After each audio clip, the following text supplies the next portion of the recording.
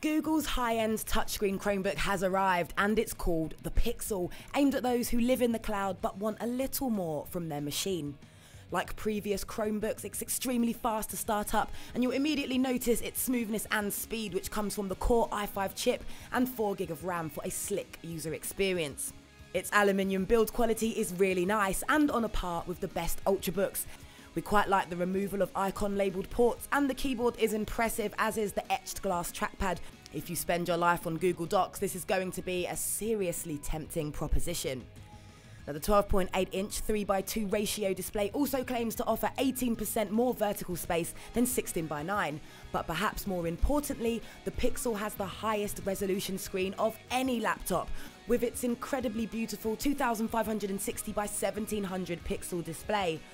Of course, 1080p movies will play with black bars, but still on more pixels than other laptops. And as it's touch-enabled, whatever your input preference, it's got you covered.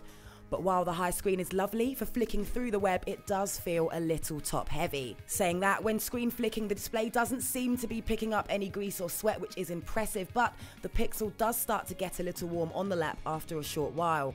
Now, there's 32GB of solid-state memory, and Google's even chucking in 1TB of drive storage, while US users are treated to 64GB and the option of 4G. And while the Pixel is an incredibly slick laptop on first impressions, at £1,000 it's pretty pricey. But if the battery does last the rated 5 hours with a display this sharp and bright, we'll be pretty impressed.